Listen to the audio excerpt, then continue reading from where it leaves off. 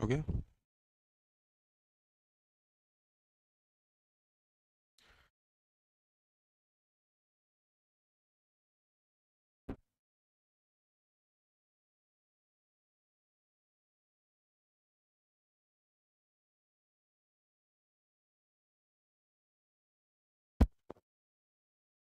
ठीक है ना। Good afternoon.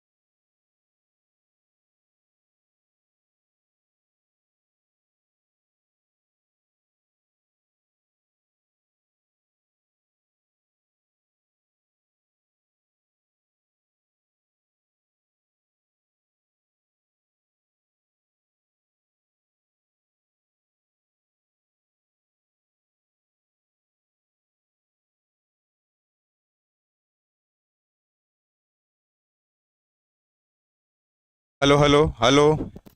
हेलो, सेल तो बदल आए थे। हाँ तो नहीं। देखिए फिर ये मिल रहा है क्या ये?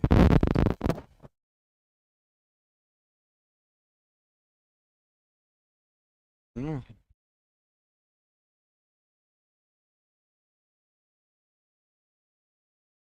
ठीक ठीक ठीक। आने लगी आवाज आने लगी भैया। आवाज आ गई है। मैं कह रहा था कि जब बात एनसीईआरटी की करते हैं तो एक लाइन आती है। लाइन है, दीदार में एक तरफा दीदार नजर आया। दीदार में एक तरफा दीदार नजर आया। हर बार कोई छुपा, हर बार कोई नजर आया। ये एनसीईआरटी की बात थी। आप सभी का स्वागत है आपके अपने चैनल टीचर्स एकेडमी पर। और मैं बोल रहा था कि जैसे ही सर घड़ी में बजते हैं दो, हम पढ़ते हैं एनसीईआरटी। हम क्या पढ़ते हैं सर? एनसीईआरटी पढ़ते हैं। 11वीं और 12वीं की पढ़ते हैं। बायोलॉजी की पढ़ रहे हैं, मॉलिक्यूलर बेसिस ऑफ इनहेरिटेंस चल रहा है और आज उसी का 14th लेक्चर, 14वां लेक्चर है। और मैं एक चीज़ और बोलता हूं कि सरकारी भर्तियों पर है निशाना, सरकारी भर्तियों पर है निगाहें तो एनसीईआरटी पर है निशाना, या एनसीईआरटी पर है निगाहें तो सरकारी भर्तियों पर है निशाना। तो सरकारी भर्तियां और एनसीईआरटी, सरकारी रिक्रूटमेंट्स और एनसीईआरटी, ये डायरेक्टली प्रोपोर्शनल है। बिना एनसीईआरटी के काम नहीं होता है। ठीक बात है। आइए सर, बिना देरी करते हुए जल्दी जल्दी शुरू कर दीजिए। बात तो बाद में बताइएगा, बात बाद में बताइएगा, बात बाद में बताइएगा। आइए शुरू किया जाए आज की कहानी।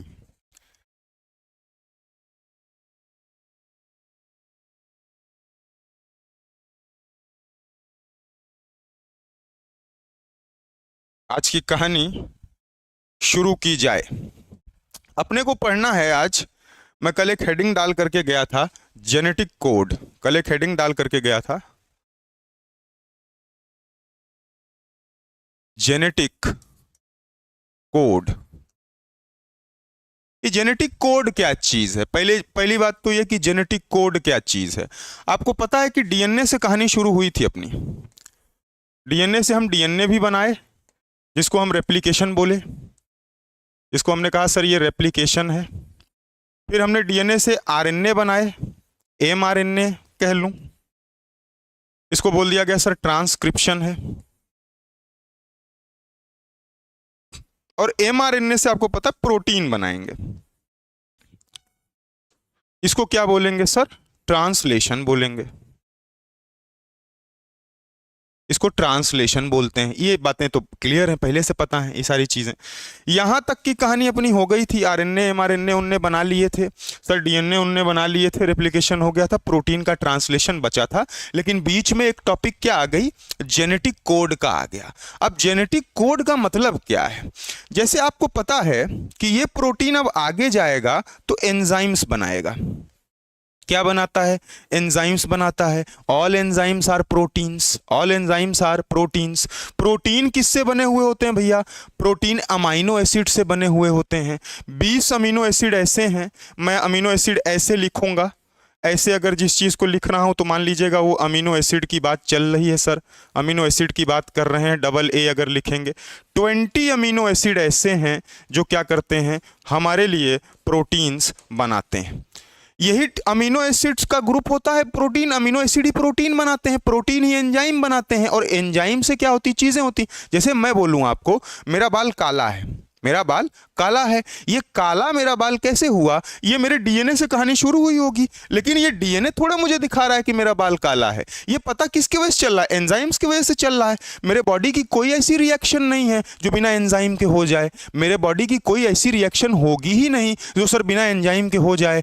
हर एक रिएक्शन के लिए, फिजियोलॉजिकल मेटाबॉलिक रिएक्शन के लिए क्या एंजाइम्स की जरूरत रहेगी ही रहेगी। बिना एंजाइम के तो बात ही नहीं होगी। मेरा बाल कैसा है? काला है because of protein, not because of DNA. मेरा बाल किसकी वजह से काला है? प्रोटीन के वजह से, क्योंकि ये एंजाइम्स आगे जाकर के मेंडेलियन कैरेक्टर को प्रमोट करते हैं।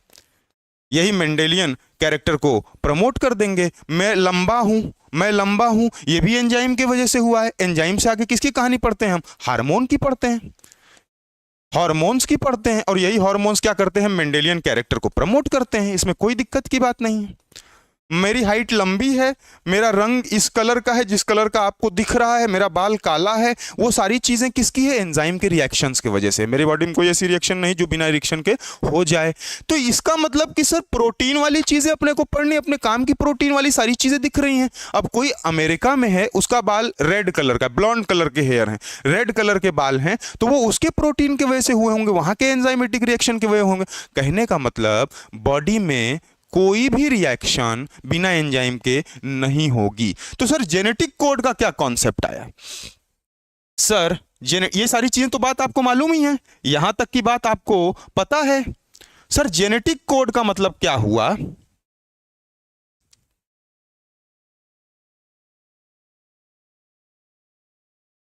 जेनेटिक कोड का मतलब क्या हुआ? ये मेरे पास एमआरएनए है 5-3-। अब ये एमआरएनए है मेरे पास, कौन सा है? एमआरएनए जो बना करके लेकर के आ गया था। अब इस पे कोड्स होंगे वेरियस, इस पे क्या होंगे? वेरियस नाइट्रोजन बेसेस होंगे। कोड्स अभी नहीं बोलूंगा, अभी क्या बोलेंगे? वेरियस नाइट्रोजन बेसेस कहेंगे, बेसिस कहेंगे। क्या कहेंगे? Various nitrogen bases. मान लीजिए AGCU, AGGCA,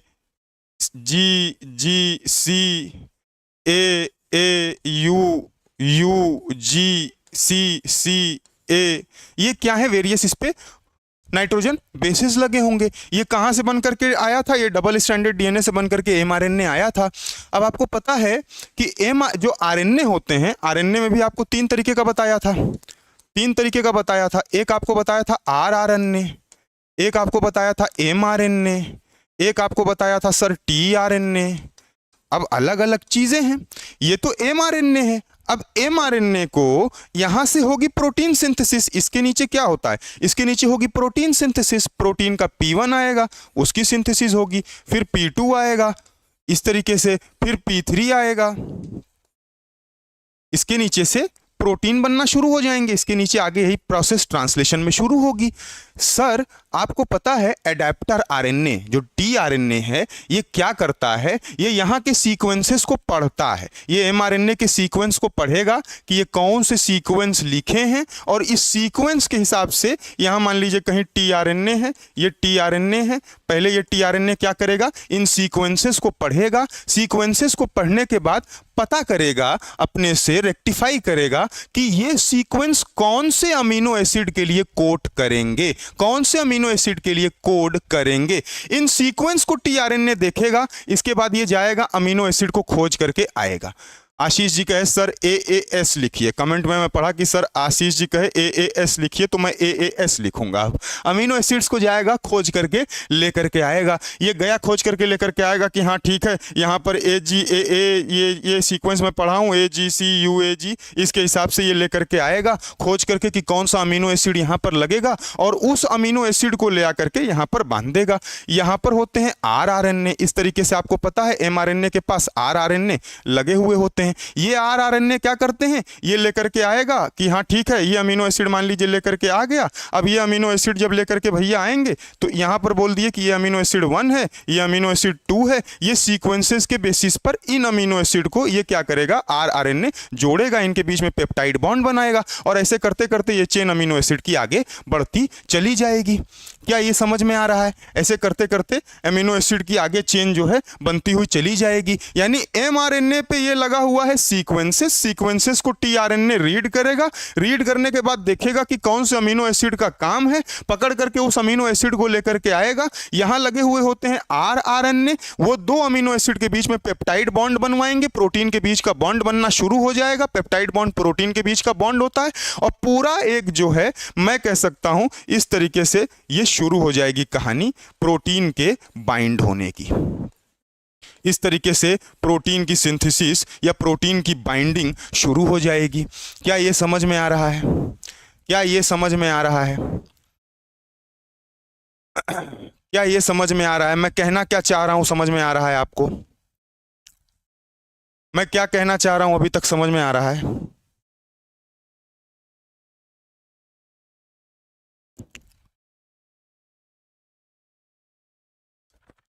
समझ में आ रहा है क्या? स्लाइड नंबर 1 है सुचि जी, अभी शुरू हुआ है, बिल्कुल ये समझ में आ रहा है, ये समझ में आ रहा है कि सर चीजें आप बता क्या रहे हैं कि कोडोन का मतलब कहां तक अभी है, अभी कोडोन ओडोन की बात नहीं आई है। जेनेटिक कोड मैं लिखा हूं, भी बता रहा हूं आपकी कोडोन का मतलब क्या है। अब जैसे मैं अभी तक बताया कि mRNA का है, mRNA के ऊपर लगी हुई होती नाइट्रोजन बेसिस की सीक्वेंसेस, इन नाइट्रोजन बेसिस की सीक्वेंसेस को टीआरएनए रीड करेगा, रीड करने के बाद पता करेगा कि कौन सा अमीनो एसिड इस पर आकर के बंधेगा, उस अमीनो एसिड को खोज करके लेकर के आएगा, rRNA की मदद से वो अमीनो एसिड की पॉलीपेप्टाइड चेन जुड़ती हुई चली जाएगी। ठीक बात है, ठीक बात है, बिल्कुल ठीक बात है।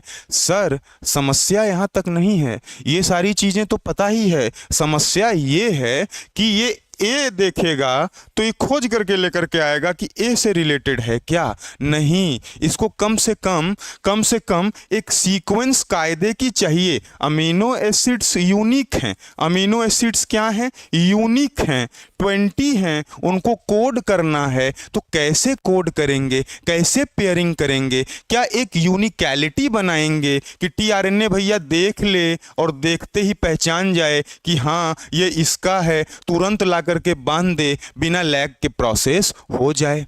ठीक बात है, बिना लैग के प्रोसेस हो जाए, इसीलिए कॉन्सेप्ट आया जेनेटिक कोड का। जेनेटिक कोड का मतलब जेनेटिक कोड रहेगा तो टीआरएनए को आसानी रहेगी अमीनो एसिड को पिक करने के लिए, पता कर लेगा कौन सा कोड कौन से अमीनो एसिड को बाइंड करेगा या कौन सा अमीनो एसिड के लिए कौन सा कोड है। सट से कोड देखा, अमीनो एसिड के पास गया, बुला करके लेकर के आया, और कहानी आगे ट्रांसलेशन की, प्रोटीन सिंथेसिस की हो जाएगी। ठीक बात है, ठीक बात है। तो आइए इतनी कहानी क्लियर है तो जेनेटिक कोड शुरू किया जाए। जेनेटिक कोड शुरू किया जाए। आपको बेसिक एक चीज पता चल गई कि सर कोड मतलब क्या होगा, कोड की जरूरत क्या होगी और कोड का काम कैसे लिया जाएगा, ये सारी चीजें पता चल गई हैं। पहले जरा सा बेसिक लिखते हैं, जरा सा बेसिक लिखा जाए। सबसे पहली चीज इसमें लिखिए कि टर्म किसने दिया था। Term genetic code was given by, term genetic code को कौन दिया था सर? जॉर्ज गैमो दिए थे।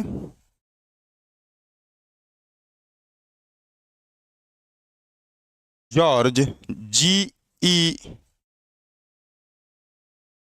जॉर्ज गैमो। जॉर्ज गैमो साहब ने क्या दिया था? जेनेटिक कोड को दिए थे George Gamow. The term genetic code was given by George Gamow. Gamow साहब ने टर्म जेनेटिक कोड को दिया सर, ठीक बात है। इसके बाद दूसरी लाइन लिखिए, जेनेटिक कोड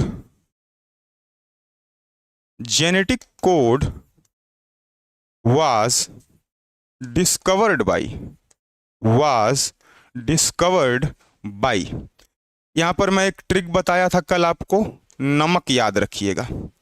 एक ट्रिक याद रखिएगा कि जेनेटिक कोड की डिस्कवरी किसने की थी? नमक। नमक इसलिए कह रहा हूं क्योंकि आपको पता है पहले आते हैं नीरेनबर्ग, पहले आते हैं नीरेनबर्ग।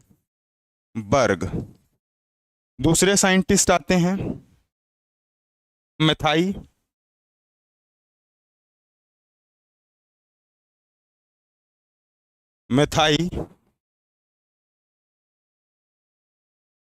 और तीसरे साइंटिस्ट एंड होराना।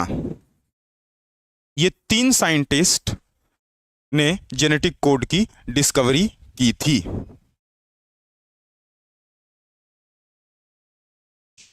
तीन साइंटिस्ट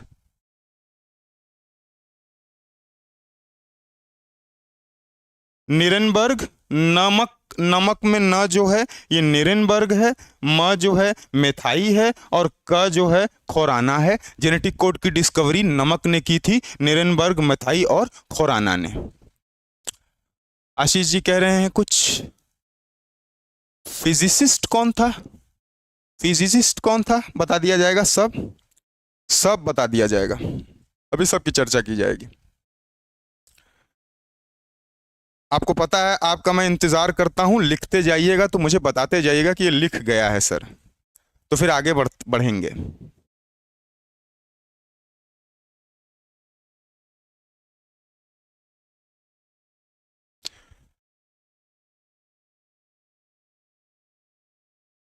अच्छा जवाब भी दे रहे हैं क्या Ashish ji? Hargovind Khurana physicist.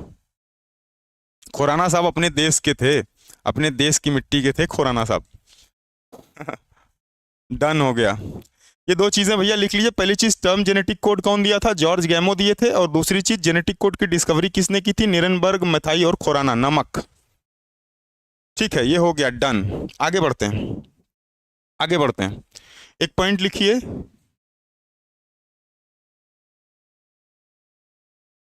The relationship between the sequence of the relationship between the sequence of amino acids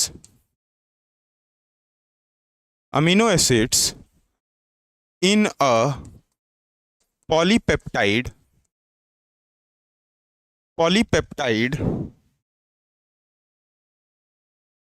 chain and in a polypeptide chain and nucleotide sequence of DNA और mRNA is called genetic code.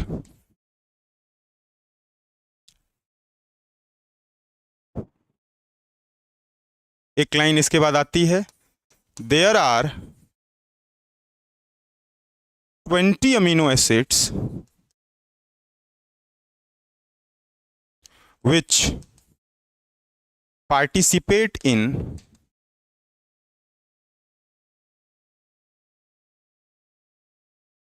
protein synthesis।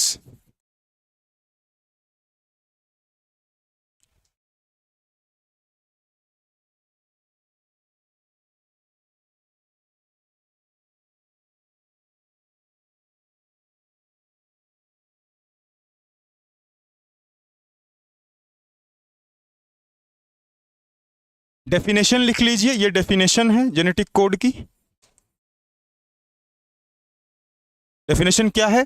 Relationship है sir. Relationship किसके किसके basis में है? Sequence of amino acid polypeptide chain में, क्योंकि amino acid में polypeptide chain होगी। पॉलीपेप्टाइड चेन का मतलब प्रोटीन की लंबी चेन।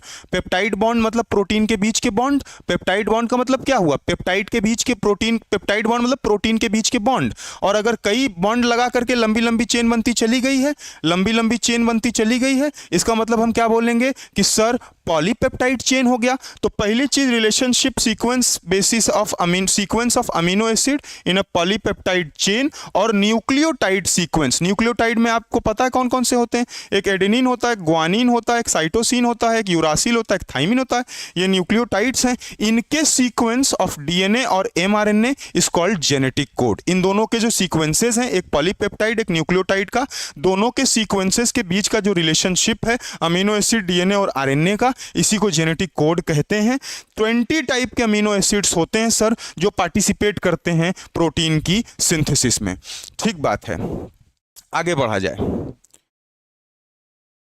आगे बढ़ा जाए। इसके बाद में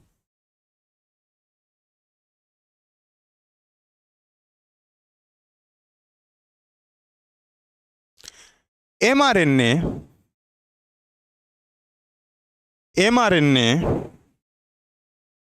contains code for mRNA contains code for each amino acid, each amino acids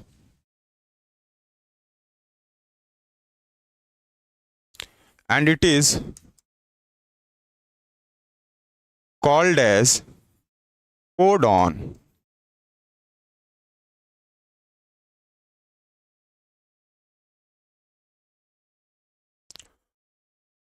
A codon is the nucleotide sequence. A codon is a nucleotide sequence on mRNA which codes for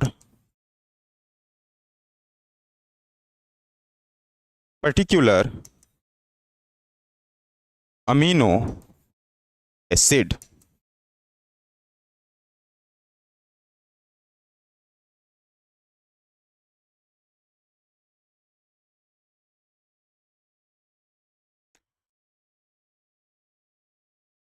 Whereas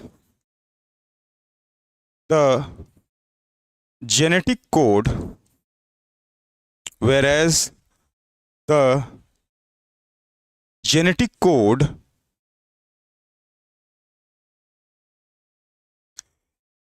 is the sequence of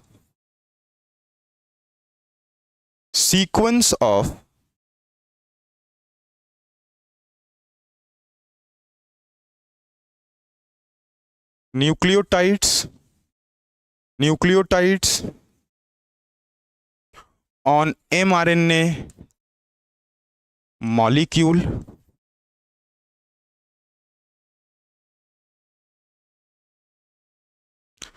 which contains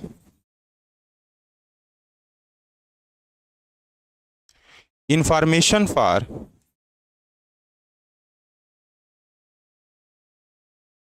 synthesis of polypeptide chain. Synthesis of polypeptide chain.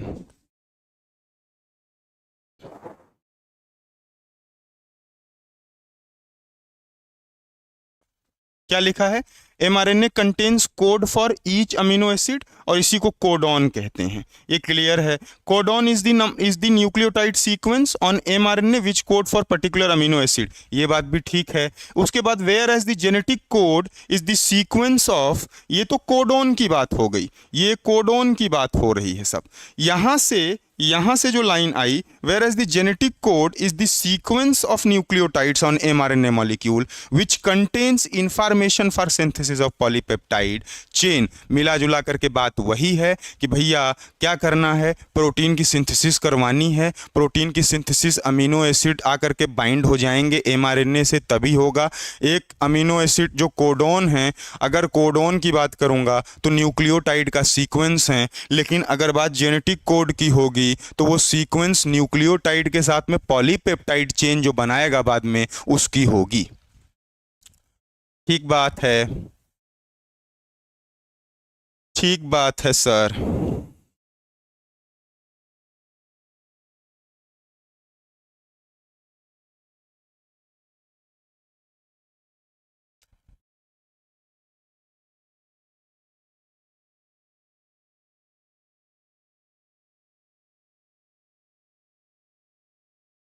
इतनी चीजें clear है, इतनी चीजें clear है।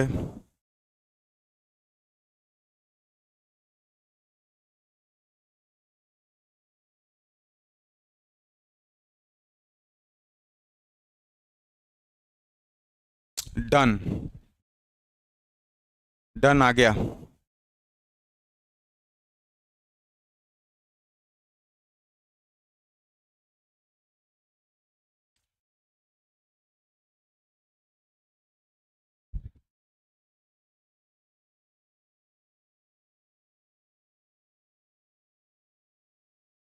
ठीक है, अब ये मसला नहीं है, इसको हटा दूं, लिख लिए हैं सब लोग, हो गया है, ठीक बात है। अब ये मसला नहीं है, मसला क्या है कि कितना कोडॉन रहेगा, कोड जेनेटिक कोड में कितने न्यूक्लियोटाइड के कोडॉन रहेंगे, हमको क्या पता है। The main matter was, main problem was exact number हमको क्या पता करना है sir, exact number of nucleotides. ये एग्जैक्ट नंबर ऑफ न्यूक्लियोटाइड्स कितने रहेंगे किसी कोडॉन में, एग्जैक्ट नंबर ऑफ न्यूक्लियोटाइड्स कितने रहेंगे इन अ कोडॉन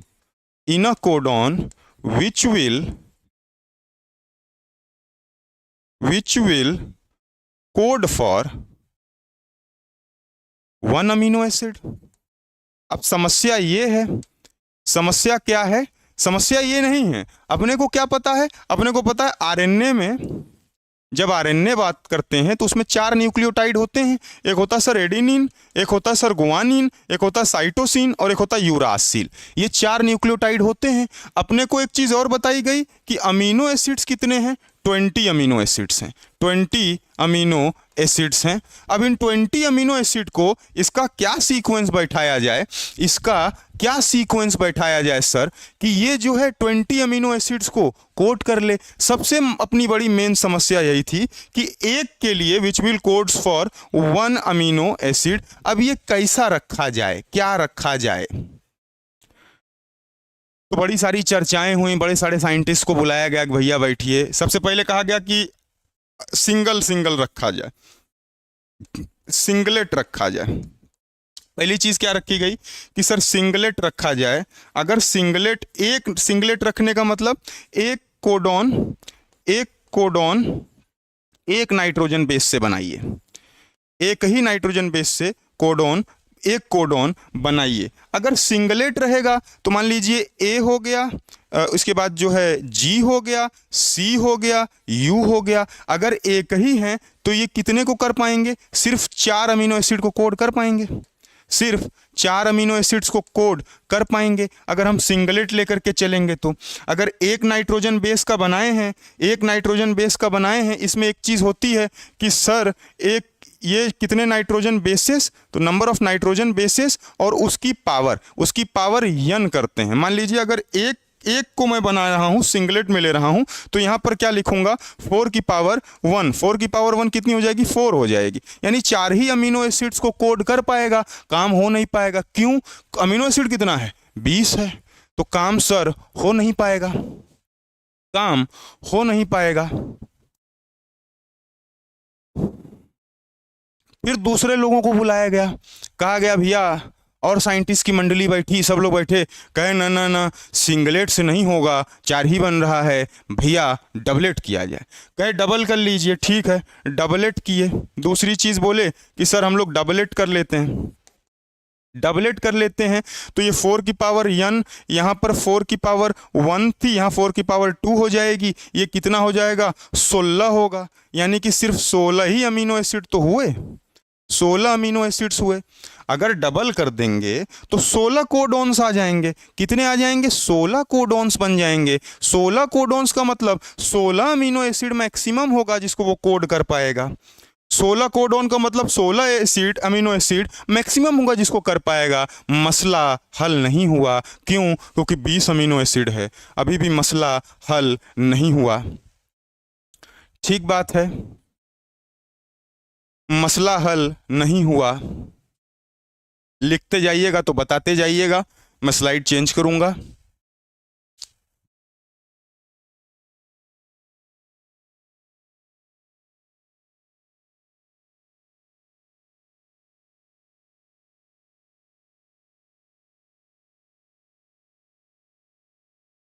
सर सिंगलेट बनाएंगे तो एक कोडॉन जो है 4 कोडॉन बनेंगे। 4 कोडॉन, एक नाइट्रोजन बेस, तो कोडॉन कितने बनेंगे? 4 कोडॉन बनेंगे। 4 कोडॉन बनेंगे तो मैक्सिमम 4 को कर पाएंगे। डबलेट रहेगा तो 16 कोडॉन बनेंगे। 16 कोडॉन मैक्सिमम 16 अमीनो एसिड को कोड कर पाएंगे। ठीक बात है, आगे बढ़ा जाए।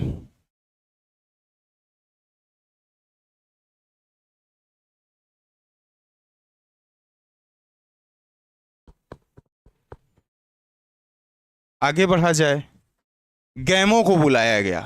टर्म कौन दिया था? जॉर्ज गैमो दिए थे। अब साइंटिस्ट परेशान, यहाँ साइंटिस्ट परेशान आ ही नहीं रहा है। एहोम नहीं आ रहा है, एहोम नहीं आ रहा है, 20 अमीनो एसिड है, क्या करेंगे? गैमो को बुला करके लेकर कहा गैमो आओ, चलो चलो, अब समस्या नहीं हो, बता करके चले गए हो कि 20 है, एक कोडॉन है, जेनेटिक कोडॉन वोडॉन दे दिए हो, अभी सब नहीं काम चल रहा है, यहाँ कैसे कोड करेंगे? नहीं तो उनको गैमो को बुला करके लेकर के आए। फिर सब लोग गए खोज के, गैमो भैया आइए, चलिए।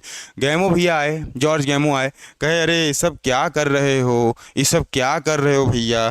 कहे 3 लेकर के चलो, जेनेटिक कोड को क्या करो?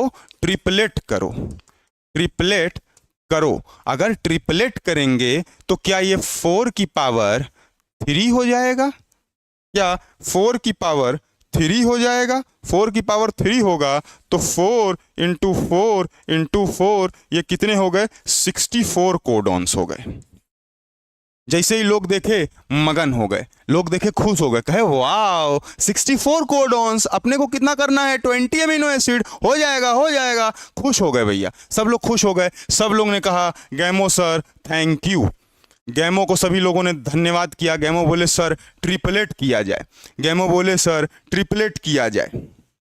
गैमो साहब क्या बोले? ट्रिपलेट किया जाए। जब ट्रिपलेट कर दिया गया, जब ट्रिपलेट कर दिया गया,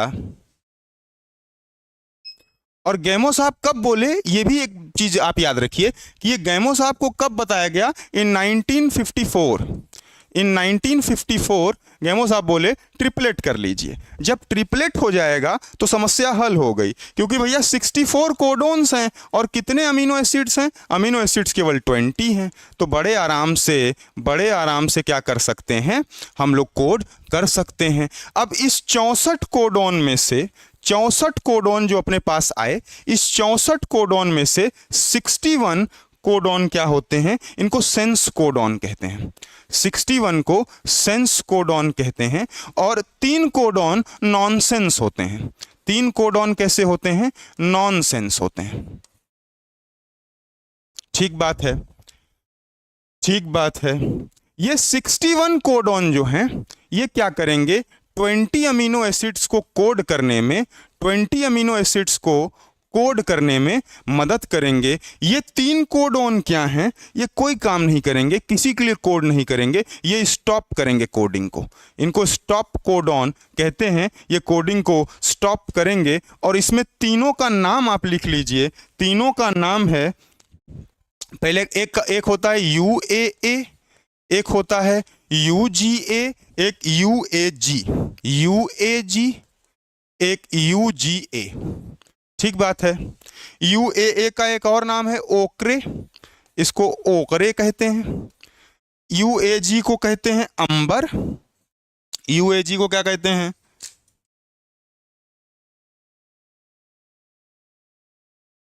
अंबर। अंबर। और UGA को क्या कहते हैं? ओपल। ये एक इसका और नाम आया, ये एक इसका नाम और आ गया।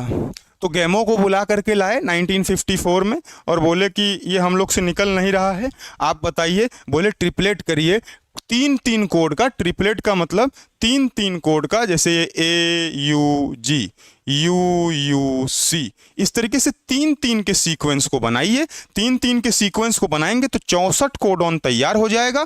20 अमीनो एसिड रखे हैं, बड़े आराम से कोड हो जाएगा। अब इसमें से, इस 64 में से 61 जो है सर, 61 जो हैं ये सेंस हैं। सेंस कोडॉन का काम क्या है? ये अमीनो एसिड्स की चेन को, पॉलीपेप्टाइड चेन को क्या करेंगे? बनाएंगे। लेकिन वो पॉलीपेप्टाइड की चेन अगर हम रोकेंगे नहीं तो हमारे घरे दुआरे तक आ जाएगी, फैल फैल के बहुत दूर तक पहुंच जाएगी, तो उसको रोकना पड़ेगा। तो 3 भैया लोग नॉनसेंस की तरह बैठे रहते हैं, जो स्टॉप कोडॉन डंडा लेके बैठे रहते हैं। हो गया, आप बंद करिए। किसी चीज के लिए कोड नहीं करते, ये चेन टर्मिनेटिंग कोडॉन होते हैं, चेन को टर्मिनेट करने का काम करते हैं। UAA, UAG, UGA, उआ, उग, उगा, ओकर, अंबर, ओपल। ठीक बात है, ठीक बात है। बड़ी खुशी की लहर दौड़ गई सभी के बीच में, बड़े हर्ष का विषय हो गया कि सर, हम सब लोगों ने गैमो को धन्यवाद किया कि वाह गैमो सर, बहुत बहुत धन्यवाद। लेकिन आदमी जो है ना बहुत होशियारी करता है ना। अब आदमी एक होशियारी और करेगा, इसको लिखिए तो मैं बताऊं एक और होशियारी क्या है।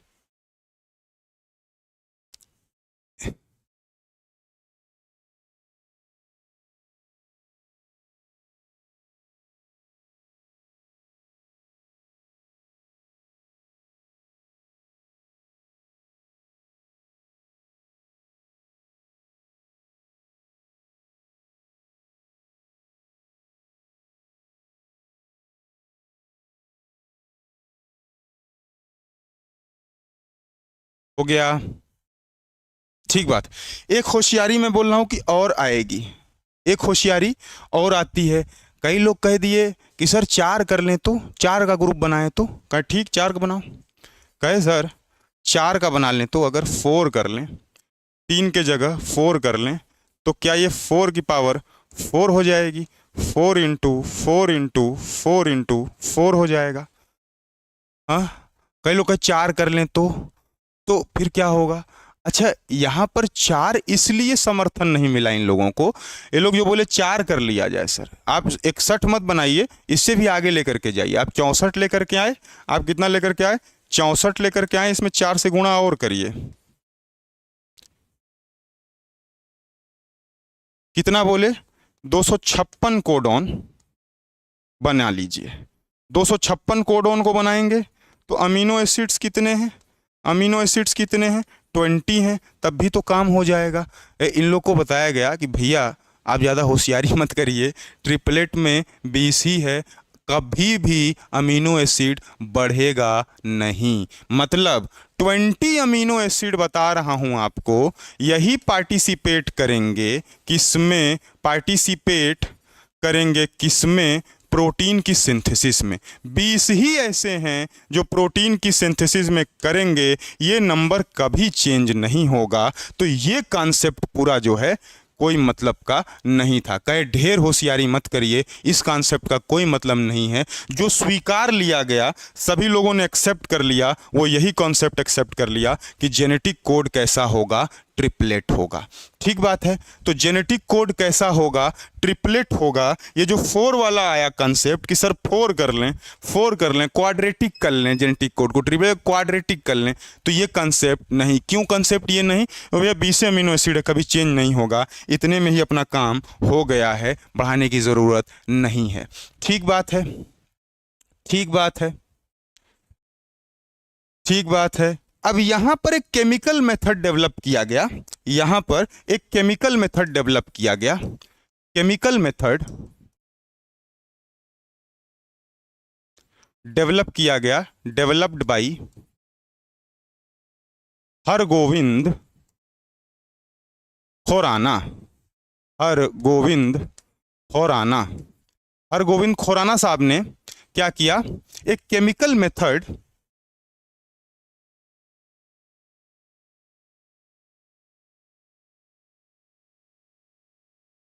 डिटरमाइन किया। उस केमिकल मेथड्स में खुराना ने एक केमिकल मेथड, इंस्ट्रूमेंटल के लिए जो है इसमें एक केमिकल मेथड का डिटर्मिनेशन आता है, इनके द्वारा किया गया। उसमें 2 चीज़ें होती हैं, एक होमोपॉलीमर होता है, एक होमोपॉलीमर होता है और एक कोपॉलीमर होता है। अभी उसी की स्टडी ही चल रही है सबकी कि कैसे कौन सा अरेंज करेंगे। अभी तक अपने को सिर्फ इतना पता चला कि जेनेटिक कोड ट्रिपलेट होता है, इसके अलावा और कोई जानकारी नहीं है। अभी दुनिया भर के अमीनो एसिड हैं, कौन सा जेनेटिक कोड किसको कोड करेगा, ये सारी चीज़ों की रिसर्च अब चल रही थी। तो केमिकल मेथड का जो इस्तेमाल किया गया, केमिकल मेथड में इस्तेमाल करने में मेनली यही था। ये क्या हुआ, वॉज इंस्ट्रूमेंटल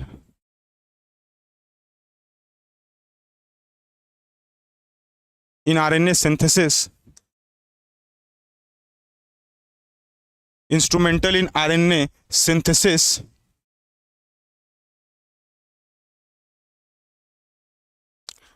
molecules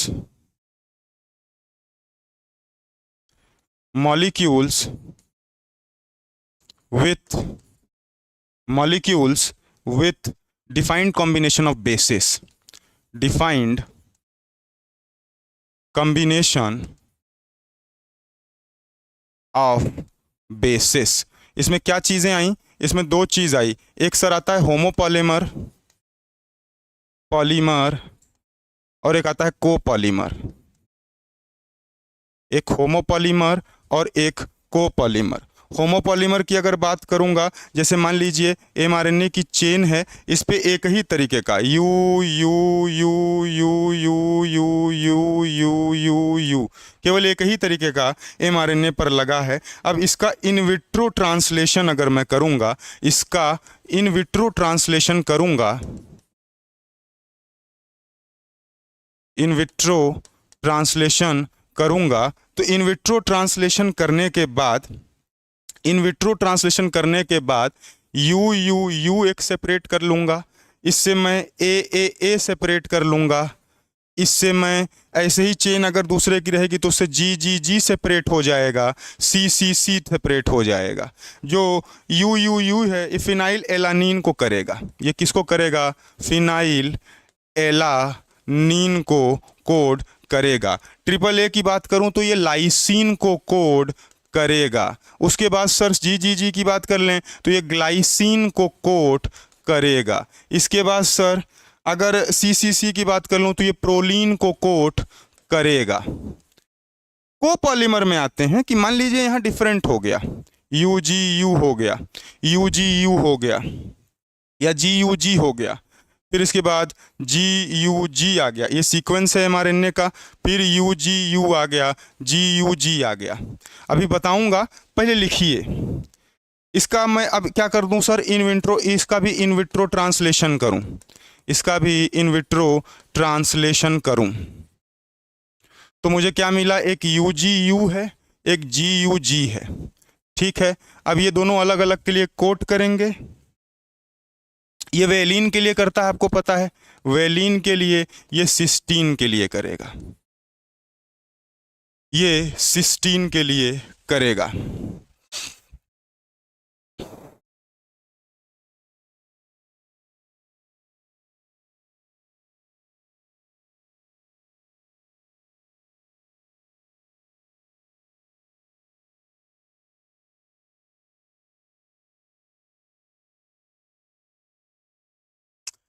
ठीक है सर, यहाँ क्या लिखे हैं कि सबसे पहले एक chemical method Hargobind Khorana sir के द्वारा डिस्कवर किया गया, जो कि आरएनए मॉलिक्यूल जो थे, आरएनए जो मॉलिक्यूल्स थे, आरएनए मॉलिक्यूल्स थे, उनकी सिंथेसिस के लिए डिफाइंड कॉम्बिनेशन ऑफ बेसिस को निकालना था।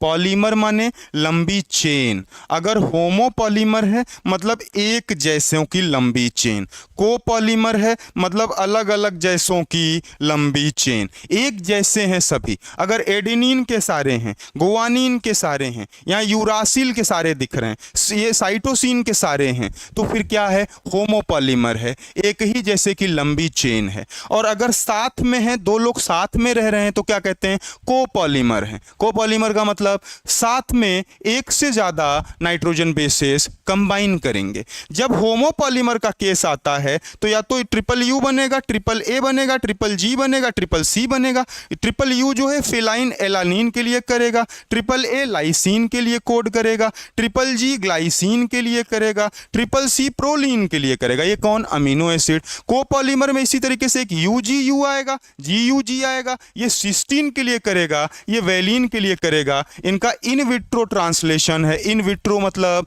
टेस्ट ट्यूब के अंदर ट्रांसलेशन, लैब के अंदर ट्रांसलेशन कराई गई है। ठीक बात है,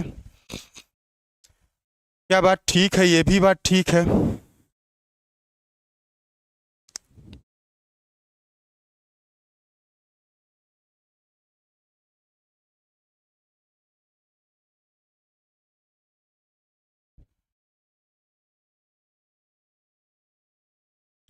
ये बात ठीक है, कई लोग हैं को का मतलब, चार ही होमोपॉलीमर बनेंगे ही, इसके अलावा होमोपॉलीमर बन नहीं पाएंगे ना आशीष जी। ये चार ही कोडॉन तो होते हैं भैया, इससे ज्यादा थोड़े बन पाएगा होमोपॉलीमर। या तो यू वाले सारे होंगे, या तो ए वाले सारे होंगे, या तो सी वाले सारे होंगे, या तो जी वाले सारे होंगे। हाँ भैया, इसके अलावा तो कोई होगा ही नहीं। ठीक बात है, इतना लिख लिए हैं, ठीक बात है। अब इसके बाद एक cell free system of protein synthesis आया। एक कॉन्सेप्ट क्या आया, सेल फ्री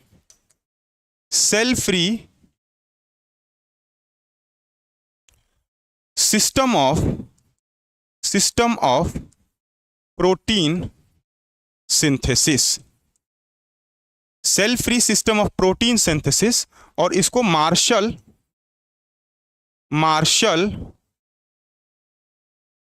ए होता है कि क्या होता है, मार्शल में ए होता है ना, हाँ, martial नीरनबर्ग,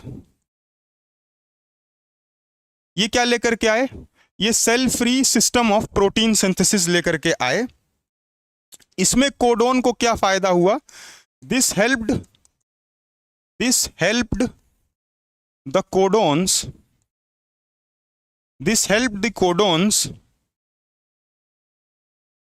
to be deciphered, DECIPHERED, इससे कोड क्या हो गया, डेसीफर्ड हो गया। डेसीफर्ड का मतलब क्या होता है, डेसीफर्ड का मतलब क्या होता है, डेसीफर्ड का मतलब होता है to know the meaning of each codon. ठीक बात है, to know the meaning of each codon. यहां से क्या अपने को पता चला, पहली चीज पता चली सर, सेवेरो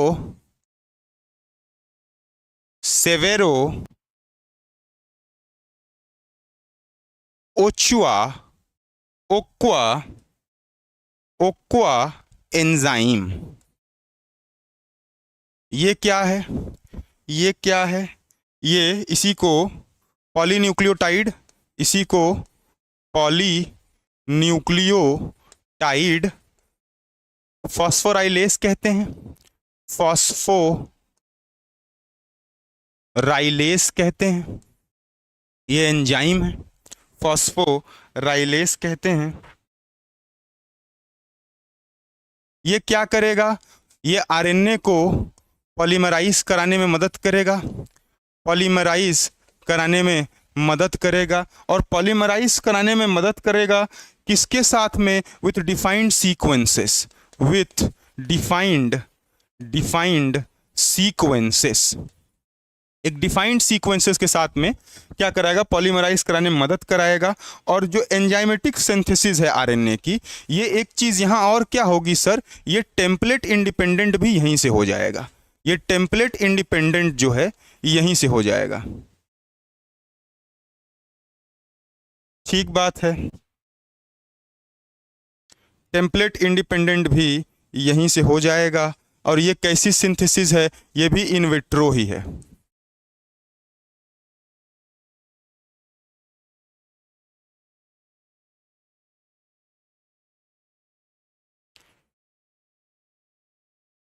ये पूरी कहानी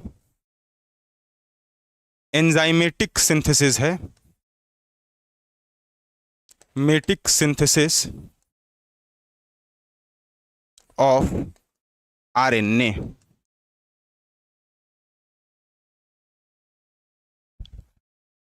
व्यक्त होना। अच्छा, ये निष्ठा जी मीनिंग बता रही हैं क्या डेसिफर्ड का? अति उत्तम, बहुत हर्ष का विषय है ये बहुत हर्ष का विषय। देखिए मतलब भी आपको हिंदी में पता चल रहा है। यही कहते हैं क्या, इसको क्या कहते हैं हिंदी में? इसको लिखिए तो मतलब बताएं इसका। ये एंजाइमेटिक सिंथेसिस ऑफ आरएनए नीचे लिखा है, एंजाइमेटिक सिंथेसिस ऑफ आरएनए।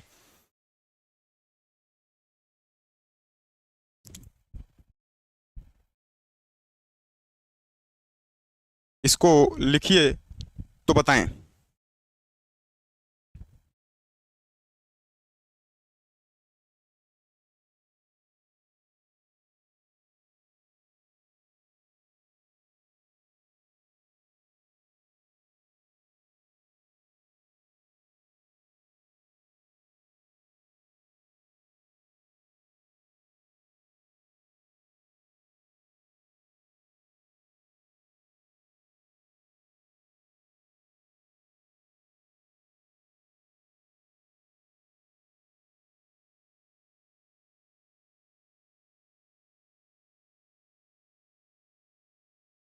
लिए क्या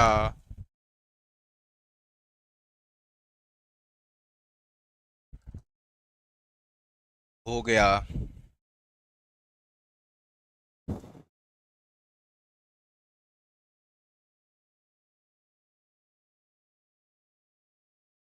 डन डन।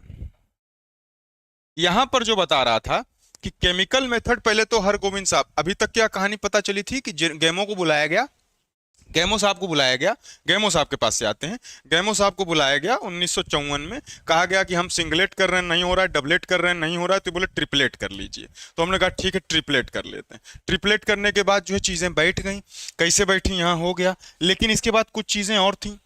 हरगोविंद साहब ने इंस्ट्रूमेंटल आरएनए मॉलिक्यूल्स की जो सिंथेसिस थी डिफाइंड कॉम्बिनेशन ऑफ बेसिस के साथ में, कि 3 ही है लेकिन कैसे क्या हिसाब बैठेगा, तो उसमें होमोपॉलीमर और कोपॉलीमर बताए कि साथ में अलग अलग भी हो सकते हैं, एक जैसे अकेले भी हो सकते हैं। इसके बाद में मार्शल निरनबर्ग आए और उन्होंने डेसिफर्ड का मतलब बताया कि हर एक कोडोन की अलग मीनिंग होगी, ईच कोडोन की अलग मीनिंग होगी। और अब मैं जो यहां कोडोन कह रहा हूं ये 3 वाले कॉम्बिनेशन में होंगे। ये ए ए ए ऐसे तीन कॉम्बिनेशन में, यहां तक ट्रिपलेट की बात क्लियर है अपनी, तो ये तीन के कॉम्बिनेशन वाला कोडोन होगा और उसी कोडोन का, हर एक कोडोन का अलग मीनिंग होगा, तो उसी मीनिंग को अपने को पता करना होता है। अच्छा, cell free system protein synthesis की मार्शल नीरनबर्ग तैयार किए। सेल फ्री सिस्टम था प्रोटीन सिंथेसिस। सेल फ्री कह रहा हूं, इसका मतलब आप जान जाइए इन विट्रो है। सेल फ्री है मतलब कैसा है, इन विट्रो है, लैब में, टेस्ट ट्यूब में। ठीक बात है। ये अपने को क्या किया, इनका ये जो प्रोटीन सिंथेसिस का मेथड था, इस मेथड से अपने को एक चीज डेसिफर्ड पता चली, कोडोन की मीनिंग अपने को पता चली कि ईच कोडोन की मीनिंग क्या होगी। यहां एक चीज सेवेरो ओक्वा एंजाइम आता है। ये सेवेरो ओक्वा एंजाइम जो है ये क्या है, पॉलीन्यूक्लियोटाइड। पॉली माने कई, न्यूक्लियोटाइड यानी न्यूक्लियोटाइड कौन कौन से हैं, ए सी जी यू। यहां आरएनए में कौन कौन से, एडेनिन, साइटोसिन, गुआनिन, यूरासिल, ये न्यूक्लियोटाइड है भैया। पॉली माने इन्हीं का समूह, इन्हीं का समूह को पॉलीन्यूक्लियोटाइड कहेंगे। फॉस्फोराइलेज माने इनको बनाना, ये एंजाइम एक है जो इनको बनाएगा। फिर उसके बाद क्या हुआ कि सर आरएनए को पॉलीमराइज करेंगे विथ डिफाइंड सीक्वेंसेस और ये टेम्पलेट इंडिपेंडेंट होगा। मतलब डीएनए का कौन सा टेम्पलेट से बना है इससे फर्क नहीं पड़ेगा, किसी टेम्पलेट को देख करके नहीं बनेगा, पूरी प्रोसेस अमीनो एसिड के बेसिस पर होगी। हाँ, ये प्रश्न लेकिन उससे रिलेट नहीं करना है कि क्या कॉम्प्लीमेंट्री नहीं होगा, क्या कॉम्प्लीमेंट्री तो होगा ही, लेकिन उसी से कॉम्प्लीमेंट्री होगा जिससे उसको जरूरत होगी। ये टेम्पलेट से इंडिपेंडेंट होता है, किसी टेम्पलेट पर डिपेंडेंट नहीं होगा। कौन भैया, ये एंजाइम। उसके बाद क्या आया कि इससे एंजाइमेटिक सिंथेसिस आरएनए की तैयार हो गई कि सर एंजाइमेटिक सिंथेसिस आरएनए कहां मिलेगा, किसी ऑर्गेनिज्म के अंदर मिलता है। डीएनए आरएनए प्रोटीन सब ऑर्गेनिज्म के अंदर, लिविंग ऑर्गेनिज्म के अंदर मिलेगा। लेकिन एंजाइमेटिक सिंथेसिस भी इन लोगों ने क्या कर ली सर, परफॉर्म कर ली। यहां से अपने को पता चल गया कि कोडोन कैसे होता है, क्या होता है, कोडोन का काम क्या होता है, और जेनेटिक कोड की पूरी बेसिक इंफॉर्मेशन यहां तक हो गई। जेनेटिक कोड की यहां तक। ये गुस्सा काहे हो रहे हैं आप लोग, ये आप लोग गुस्सा क्यों हो रहे हैं भैया, ये गुस्सा मेरे ऊपर हो रहे हैं क्या, मेरे ऊपर गुस्सा हो रहे हैं क्या, किसके ऊपर गुस्सा हो रहे हैं, इतना गुस्सा काहे हो रहे हैं। यहां तक अपने को जेनेटिक कोड की सारी बेसिक चीजें जब सर समझा रहे होते हैं तो ऐड आ जाता है। अच्छा, ऐड आ गया है क्या, अरे ओहो, ओफो, ऐड आ गया। कोई बात नहीं, कोई बात नहीं, मैं फिर से बता देता हूं भैया, फिर से बता देता हूं। यहां पर क्या हुआ था, सबसे पहले अपन कोडोन ओडोन लेकर के आ गए कि कोडोन क्या है, पता चल गया ट्रिपलेट होगा, 3 कोडोन होंगे, 20 अमीनो एसिड, 64 कोडोन हो जाएंगे। ये 64 कोडोन में से 61 कोडोन अमीनो एसिड के लिए कोड करेंगे, अमीनो एसिड प्रोटीन की सिंथेसिस में जाएंगे। ठीक है, ठीक है।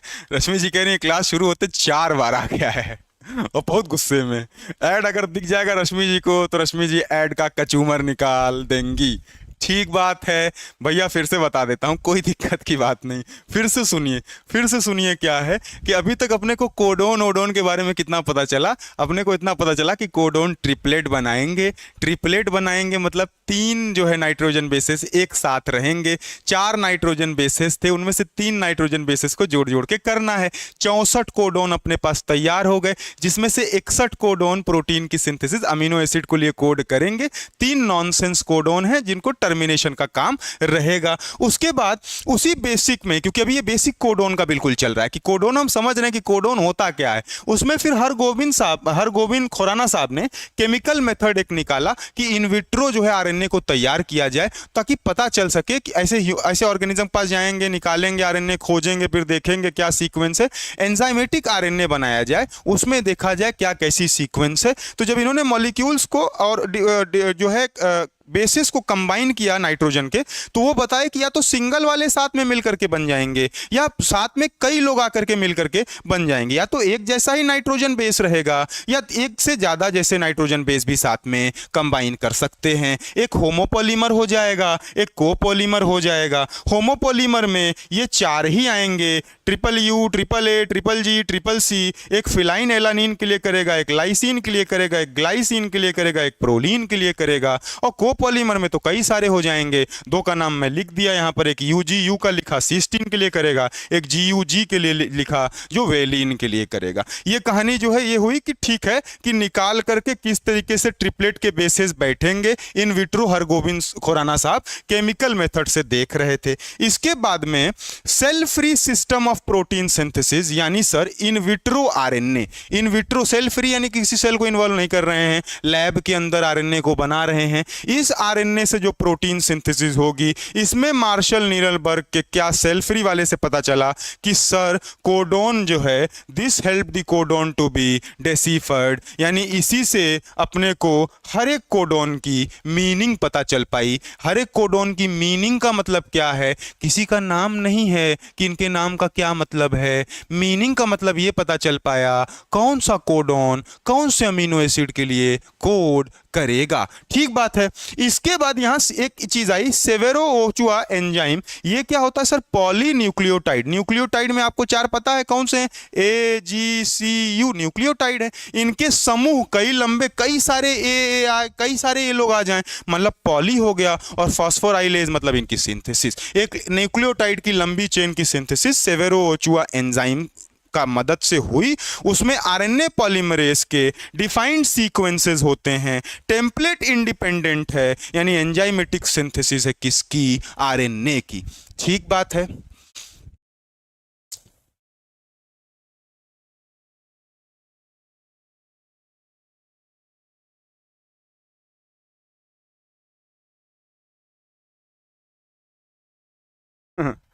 ठीक बात है।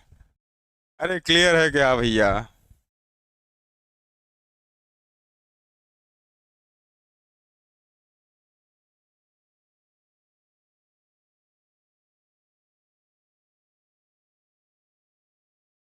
पैसा दे करके काहे बंद करवाएंगी? ऐड आ रहा है, देख लीजिए, थोड़ी अच्छी थी, 2 मिनट की बात है भैया।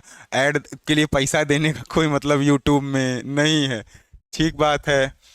ऐड आ रहा है, थोड़ा सा उसके लिए देख लिया जाएगा। ठीक है, ठीक है, उसके लिए पैसा देना नहीं है, यूट्यूब को भी नहीं देना है, किसी को पैसा नहीं देना है। इतनी सारी चीज़ें क्लियर हैं क्या? बेसिक्स क्लियर हो गया जेनेटिक कोड का आपको? जेनेटिक कोडोन का बेसिक क्लियर हो गया क्या? बेसिक क्लियर हो गया तो प्रॉपर्टीज शुरू करें। रवि सर, ए रवि भैया, कै बजे से है क्लास इसमें? देखिए,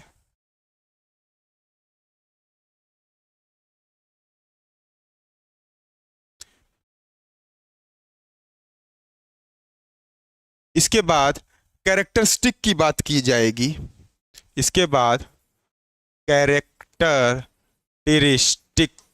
characteristics of genetic code, genetic code, या इसी को मैं लिख दूं दूसरा, properties of, properties of genetic code, properties of genetic code. ये हेडिंग डालिए, ये हेडिंग डालिए। यहां तक क्लियर है तो ये हेडिंग डाली जाए।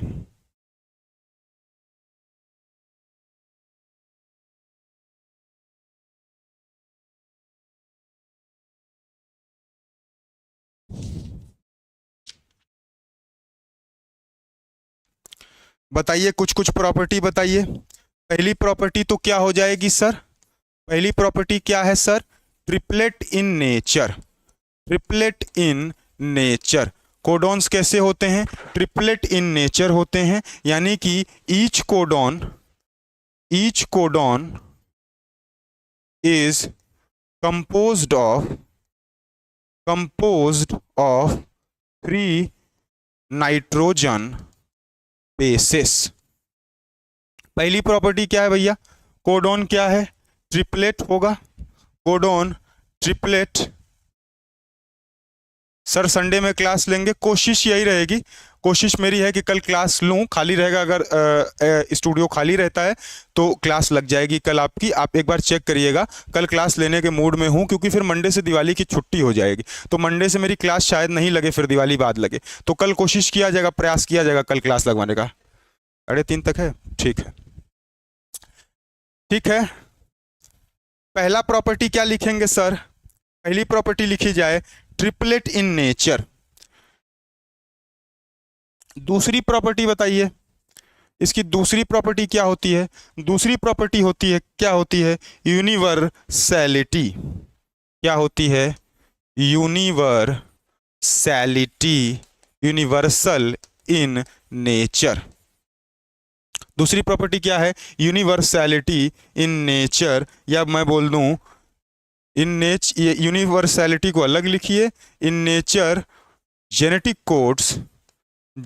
Codes are universal. Genetic code are universal. मतलब meaning of genetic code is same in all organisms. इनमें कुछ एक्सेप्शंस है, जैसे कि एक्सेप्शन इसका क्या है? इसमें एक्सेप्शन है, पहला एक्सेप्शन क्या है? Codons of mitochondria and protozoa. And इसको यहां से एंड के बाद से यहां लिख रहा हूं, एंड प्रोटोजोआ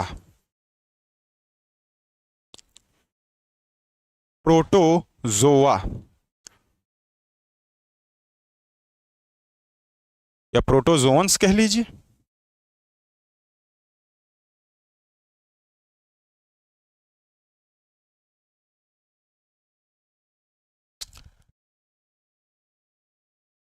ठीक है, पहली प्रॉपर्टी ट्रिपलेट होगा नेचर में, यानी कि हर एक कोडोन जो होगा वो 3 नाइट्रोजन बेसिस का मिल करके बना हुआ होगा। दूसरी चीज यूनिवर्सैलिटी, यानी कि in nature genetic codes are universal. चाहे जिस ऑर्गेनिज्म का जेनेटिक कोड होगा सबका काम एक होगा, सबका मीनिंग एक होगी। चाहे जिस भी ऑर्गेनिज्म का जेनेटिक कोड होगा सबकी मीनिंग, सबका काम एक होगा। इसमें एक्सेप्शंस है, एक एक्सेप्शन है कि कोडोन्स ऑफ माइटोकॉन्ड्रिया अलग अलग कभी कभी हो जाते हैं। फलाने ऑर्गेनिज्म में फलाने माइटोकॉन्ड्रिया में अलग अलग चीजें देखने को मिलती है। और एक प्रोटोजोन्स वाली कहानी है कि प्रोटोजोन्स में भी कोडोन्स अलग होते हैं। इसके अलावा बाकी हर जगह मीनिंग ऑफ जेनेटिक कोड या codons is same in all organisms. ठीक बात है, ठीक बात है।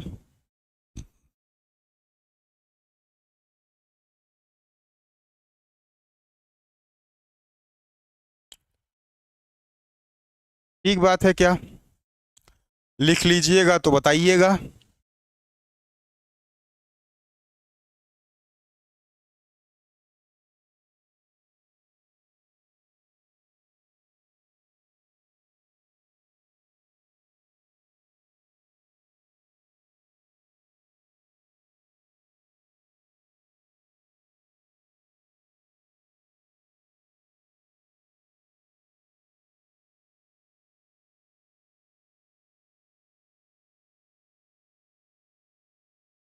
ठीक है, डन आने लगे हैं।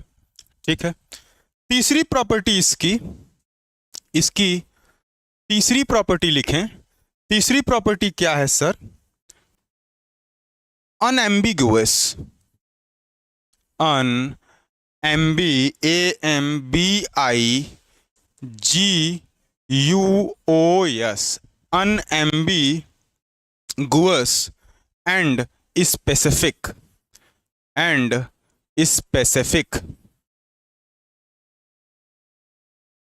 unambiguous and specific।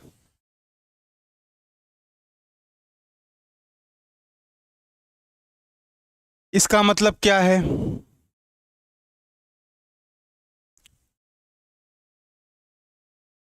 इसका मतलब क्या है? One codon specifies only one amino acid and not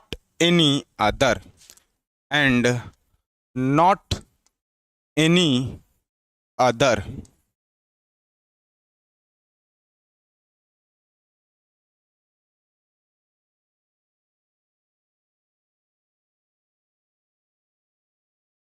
यानी कि that is one codon will not code for more than one amino acid. इसमें भी एक्सेप्शन है, इसमें भी दो एक्सेप्शन है। क्या एक्सेप्शन है? एक तो आपका GUG है, एक GUG कोडोन है। ये क्या करता है? एक्सेप्शन है। ये वैलीन और मिथियोनिन दो कोनों को कोड करता है। वैलीन और मिथियोनिन, वैलीन और मिथियोनिन दोनों को कोड करता है। तीसरी प्रॉपर्टी क्या पढ़ रहे हैं अपन? तीसरी प्रॉपर्टी को पढ़ रहे हैं अनएम्बिगुअस या स्पेसिफिक। अनएम्बिगुअस या स्पेसिफिक मतलब सर एक कोडोन जो है, एक कोडोन आपका एक ही अमीनो एसिड के लिए कोड करेगा, एक से ज्यादा अमीनो एसिड के लिए कोड नहीं करेगा। एक अमीनो एसिड के एक से ज्यादा कोडोन हो सकते हैं, एक अमीनो एसिड के एक से ज़्यादा कोडोन हो सकते हैं, लेकिन एक कोडोन का एक ही अमीनो एसिड रहेगा, एक से ज़्यादा नहीं। इसमें एक एक्सेप्शन है, GUG का ये दो अमीनो एसिड के लिए कोड कर देता है, एक वेलिन के लिए, एक मिथियोनिन के लिए। इसके अलावा 61 में से एक ये हो गया, 60 ऐसे हैं जो एक ही अमीनो एसिड के लिए करेंगे, डिफरेंट अमीनो एसिड के लिए नहीं करेंगे। यानी codons are specific as far as amino acid concerns. Codons जो हैं अमीनो एसिड के लिए स्पेसिफिक हैं, एक कोडोन एक अमीनो एसिड को कोड करेगा। ठीक बात है, ठीक बात है।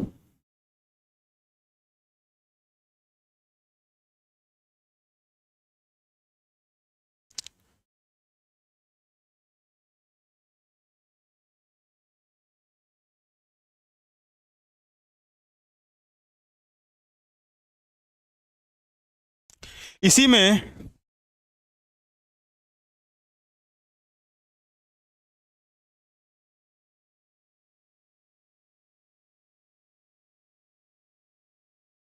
एक और एक्सेप्शन बता रहे हैं क्या आशीष जी? ठीक बात है, डन हो गया, डन हो गया। इसके बाद एक प्रॉपर्टी आती है चौथे नंबर पर, वो क्या है? Non overlapping.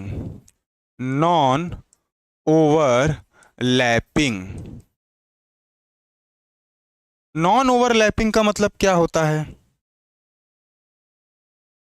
A nitrogen base is a constituent of one codon. इसका मतलब क्या है? A nitrogen base is a constituent of only one codon. इसका मतलब क्या है सर? मान लीजिए ये है ACCGCU, ठीक है, ये कोडोन है।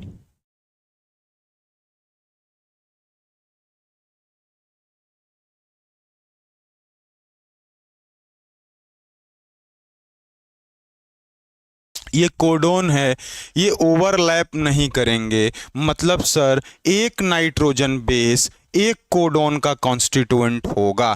तीन से बने एक कोडोन, तीन से बने एक कोडोन, फिर दूसरा कोडोन। कहने का मतलब ये ACC है तो यहाँ C नहीं आएगा, कतई नहीं आएगा। जैसे अगर यहाँ C है तो यहाँ दूसरा G आएगा या कोई दूसरा नाइट्रोजन बेस आएगा। एक नाइट्रोजन बेस एक ही कोडोन का कॉन्स्टिट्यूएंट है, एक ही कोडोन का कॉन्स्टिट्यूएंट है। अगर चेन ए है तो यहाँ चौथा ए नहीं आएगा। ए है तो यू आएगा, जी आ जाएगा, सी आ जाएगा, लेकिन ए नहीं आएगा। एक कोडोन एक कॉन्स्टिट्यूएंट है किसका, एक नाइट्रोजन बेस एक का कॉन्स्टिट्यूएंट है किसका, वन कोडोन का।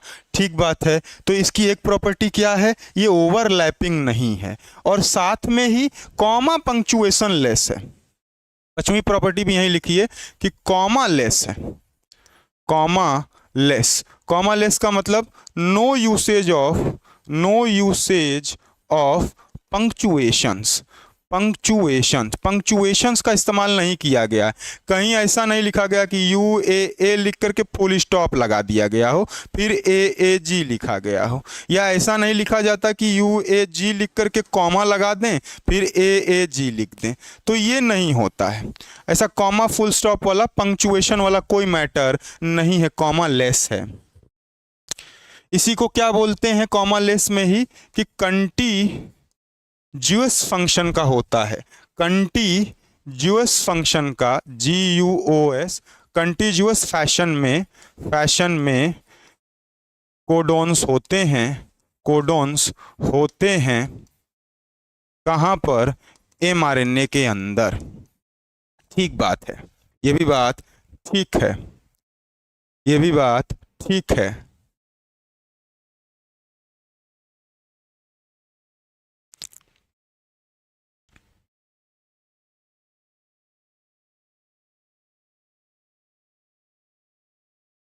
ये भी बात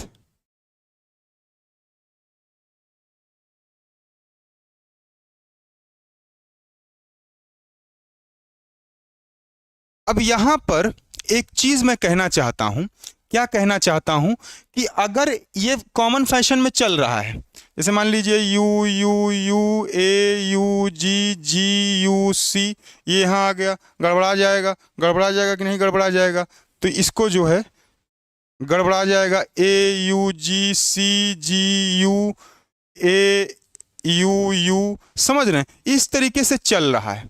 अब मैं क्या कह रहा हूं एक बात कि किसी भी कोडोन में से, ये कोडोन 1, कोडोन 2, कोडोन 3, कोडोन 4, किसी भी कोडोन में से कोई भी नाइट्रोजन बेस अगर इंसर्ट करेंगे या डिलीट करेंगे तो पूरा मतलब बदल जाएगा। इसमें आप अगर किसी भी नाइट्रोजन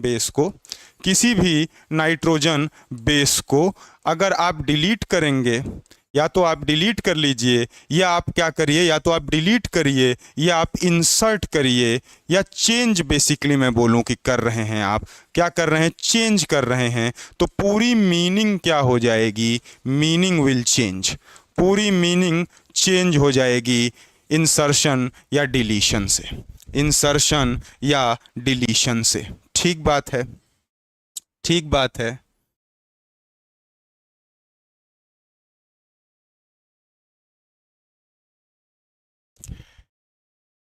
ये होगी पांचवी प्रॉपर्टी, म्यूटेशन हो जाएगा। म्यूटेशन क्या हो जाएगा, आप समझ लीजिए कि आप खुद ही म्यूटेशन कर दिए, वहां पर तो म्यूटेशन हो नहीं जाएगा, म्यूटेशन आप कर दिए। एक टर्म अपन पढ़ते ना, इंड्यूस्ड म्यूटेशन, एक कहानी आती ना इंड्यूस्ड म्यूटेशन की, यही होगा, यही हो जाएगा भैया, यही हो जाएगा। ठीक है, तो ये 5 हो गया। 5 के बाद छठी नंबर की प्रॉपर्टी आती है, सिक्स्थ नंबर की क्या आती है, डीजेनेरेसी। डीजेनेरेसी, ये आधा नहीं लिखा है क्या सर, डीजेनेरेसी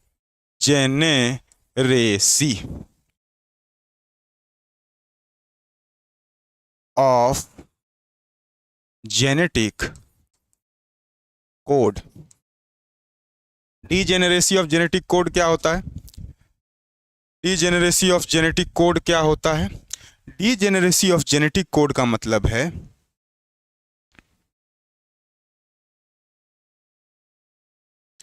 आपके पास कोडोन कितने हैं, 64 कोडोन्स हैं। अमीनो एसिड कितने हैं, 20 अमीनो एसिड्स हैं। कोडोन्स कितने, 64 हैं, अमीनो एसिड कितने, 20 हैं। अब मुझको बात बताइए, क्या most of the amino acid, मैं ये कह सकता हूं कि अमीनो एसिड तब जो है amino acids are coded by more than one codon। हम ये कह सकते हैं कि sir most of the amino acid जो होते हैं, most of the amino acid जो होंगे वो एक से ज्यादा कोडोन से कोड किए जाएंगे। सही बात है, सत्य है।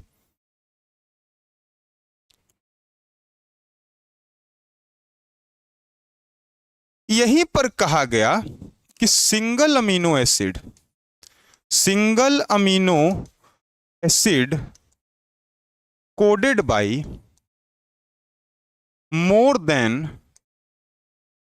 more than one codon is known as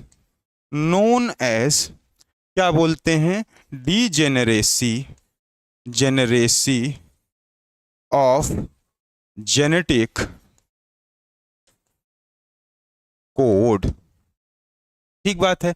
यहां पर दो ऐसे होते हैं एक्सेप्ट टू जो सिर्फ एक कोडॉन से किए जाते हैं। कौन कौन से होते हैं ये दो? Except two which are coded by one codon. ये कौन कौन से होते हैं बता दीजिए। सर पहला ट्रिप्टोफान है। पहला कौन है? ट्रिप्टोफान है। और दूसरा कौन है? मीथियोनीन है। दूसरा कौन है? मीथियोनीन है। ये दो ऐसे हैं जो सिंगल कोडॉन वाले हैं, सिंगल कोडॉन। बाकी सबको एक से ज्यादा कोडॉन करेंगे। ठीक है। ये कंसेप्ट किसका था? ये कंसेप्ट नीरनबर्ग का था। और नीरनबर्ग के साथ में एक साइंटिस्ट और आए थे, कई किताबों में नाम लिखा है, मैं भी लिख देता हूं, बॉर्नफील्ड। ये ई है भैया, बॉर्नफील्ड। रश्मि जी थैंक यू बोल रही हैं। हो गया क्या? क्लास खत्म हो गई क्या? अच्छा आप बाद में देखेंगी। ठीक है कोई बात नहीं, मैं छोड़ने वाला ही हूं वैसे। बॉर्नफील्ड। ठीक है।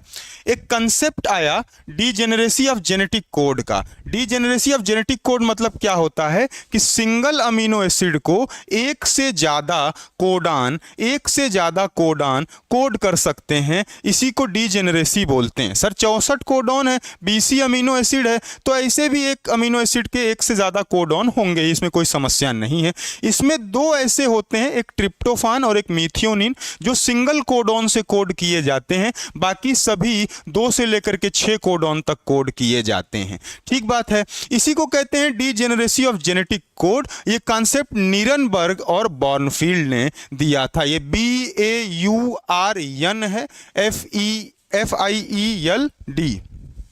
ठीक बात है। इसी को कहते हैं डीजेनरेसी ऑफ जेनेटिक कोड।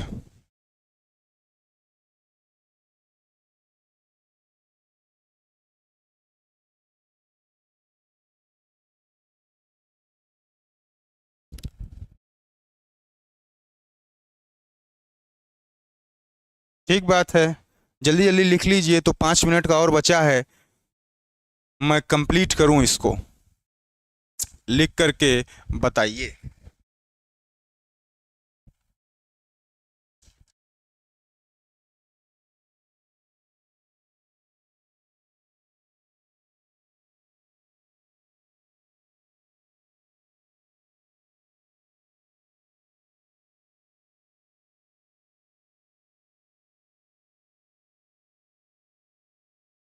हो गया? हो गया?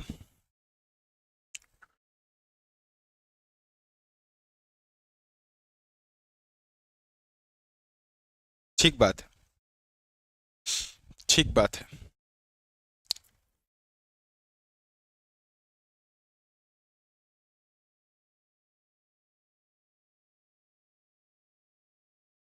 ठीक बात है। एक चीज यहां पर लिखी गई कि एक चीज यहां पर लिखेंगे, एक लिखेंगे ल्यूसीन। क्या लिखेंगे? ल्यूसीन। एक क्या लिखेंगे? ल्यूसीन के बाद लिखेंगे सेरीन। Leucine, serine. और एक चीज क्या लिखेंगे? आर्जिनिन। एक आर्जिनिन। ये क्या है सर? अमीनो एसिड्स हैं जिनको 6 कोडॉन्स करते हैं। 6 कोडॉन्स इनको क्या करते हैं? कोड करते हैं। अगर ल्यूसीन की बात कर लूं तो कौन कौन सा है? C U U, C U U, C U C, C U U, C U C, C U A, C U G, C U A, C U G, C U A, C U G, U U A, U U G, U U A, U U G. ये 6 codons, ये 1 2 3 4 5 6 codon leucine के लिए करते हैं। 6 codon serine के लिए भी करते हैं। कौन कौन से? UCU, UCU, UCC, UCU, UCC, UCA, UCA, UCG, UCG. इसके बाद एसीजी है शायद, एजीयू और एजीसी, एजीयू, एजीसी। इसी तरह आर्जिनिन में 6 हैं। कौन कौन से हैं? सीजीयू है, सीजीयू है, सीजीयू के बाद में सीजीसी है, सीजीसी है, सीजीए है, सीजीए के बाद में सीजीजी, सीजीजी है, सीजीजी के बाद में 2 और हैं, एक एजीए है, एक एजीए है, एजीए और एजीजी, एजीए और एजीजी। ये क्या है भैया? ये 6 कोडॉन करते हैं, बाकी 2 के किसी के करते हैं, और 2 बताया जिनके एक एक करते हैं, ट्रिप्टोफान और मिथियोनिन में। ठीक बात है, ठीक बात है सर।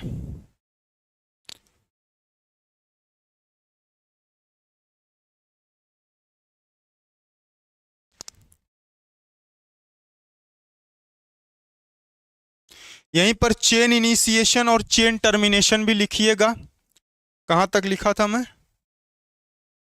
6 नंबर तक लिखा था ना, 7वां नंबर लिखिएगा, 7वां नंबर लिखिएगा। Chain initiation, chain initiation and chain termination. Chain termination का आपको शुरू में ही बता दिया गया है। चेन टर्मिनेशन का शुरू में बता दिया, ये 3 होते हैं, 3 होते हैं, उग उआ उगा। ठीक बात है।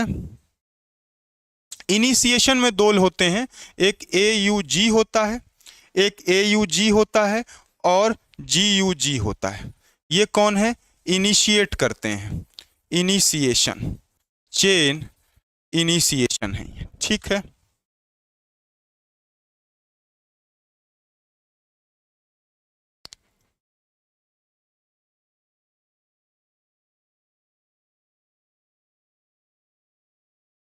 ये 2 इनिशिएशन है।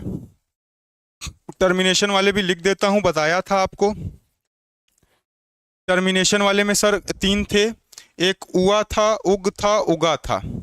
मतलब यू ए, यू जी ए और यू ए जी। ये 3 कौन से थे? टर्मिनेशन थे। इनको नॉनसेंस भी, नॉनसेंस कोडॉन भी कहते हैं। ठीक बात है, ठीक बात है, बिल्कुल ठीक बात है, बिल्कुल ठीक बात है। क्या?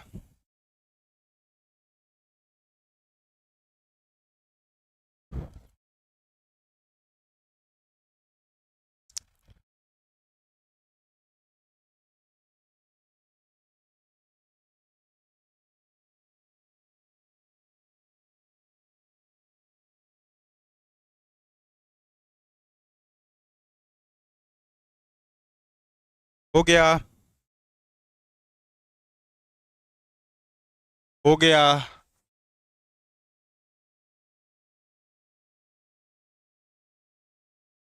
हो गया।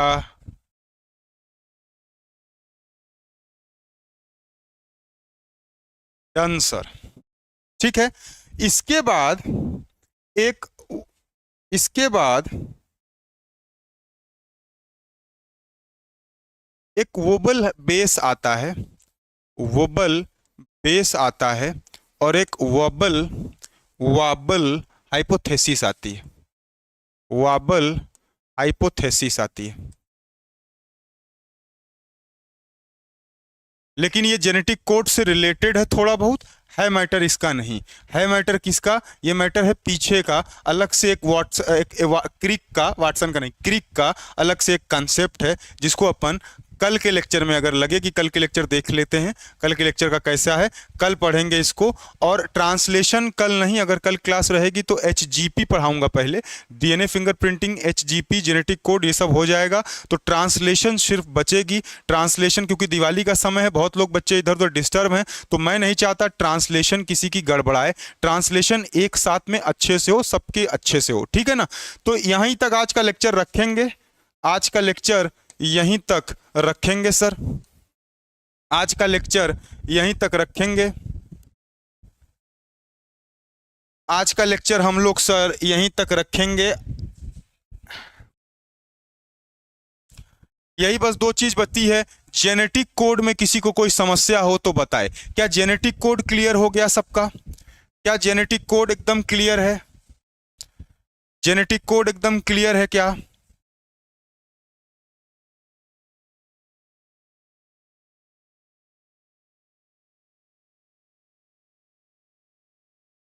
जेनेटिक कोड क्लियर है सबका? हाँ, आज की क्लास यहीं तक रखेंगे। भैया ये कैसे थैंक यू आया है? थैंक यू, ये देखिए, थैंक यू। ठीक है, जेनेटिक कोड क्लियर है क्या सबका? जेनेटिक कोड में कुछ समस्या? कुछ समस्या? दो इन्फॉर्मेशन आपके लिए रहती है, हर रोज रहती है वो इन्फॉर्मेशन, उस इंफॉर्मेशन को देख लीजिए। एक आपका लक्ष्य फाउंडेशन बैच 2025 का आया है, सभी विषय इस पे उपलब्ध हैं, और इन कोर्सेज के लिए state, NVS, KVS, GIC, assistant professor, TGT, PGT, LT, MRS, UK LT, DSSB, BPSC, TT, UK lecturer और एमपी टेट। एक बैच लक्ष्य फाउंडेशन का 2 साल वैलिडिटी वाला, और एक 1 ईयर वैलिडिटी वाला स्वतंत्रता बैच है। दोनों शानदार बैच हैं, बेस्ट मेंटर्स के साथ में हैं, इनमें भी ये कोर्सेज है। 2 नंबर दिया गया है आपको, 96 28 95 92 37 83 18 48 92 91 पर आप संपर्क करके इन बैचेस से जुड़ सकते हैं। ठीक बात है। बाकी किसी को कोई समस्या हो तो बताए। सेशन जरूर लाइक कर दीजिएगा, अगर सेशन नहीं लाइक किए हैं तो सेशन लाइक कर दीजिए भैया। बाकी कल अपन मिलेंगे, सेशन लाइक कर दीजिए। बाकी कल अपन मिलेंगे, मेरी शुभकामनाएं आपके साथ हैं। कल अपन मिलेंगे तो दिवाली की बात हो ही जाएगी, लेकिन अगर कल नहीं मिले तब भी मेरे तरफ से आप सभी को दिवाली की ढेर सारी शुभकामनाएं। आप सभी को शुभ दिवाली। अच्छे से परिवार के साथ में, अपनों के साथ में प्रसन्नता से त्यौहार मनाइए। त्यौहार रोज नहीं आते हैं, त्यौहार कभी कभी आते हैं। अच्छे से समय दे करके हर चीज़ को ले करके चलना है, और सभी लोग प्रसन्न होकर के त्यौहार मनाएंगे। टीचर्स एकेडमी के तरफ से आप सभी को दिवाली की ढेर सारी शुभकामनाएं। अपना ध्यान रखिए, ख्याल रखिए, मस्त रहिए, पढ़ते रहिए। मिलेंगे फिर, तब तक के लिए ऑल द वेरी बेस्ट। ठीक बात है।